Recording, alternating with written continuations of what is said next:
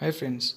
Sometime back I had uploaded a video of Ondoro where there was a problem that whenever the barrel was being unscrewed and put on, the converter of the cartridge was burping out ink.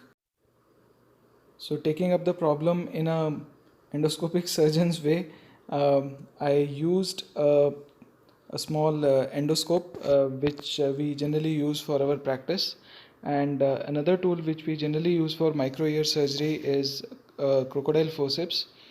um, on inspection of the barrel, I found that there was some projected metallic piece lying at the back of the barrel cap, um, and on close inspection, it turned out that they had purposely or mistakenly put a spring there, which was unwinding the cap. So I used simply a crocodile forceps and grabbed the projecting spring and got rid of it.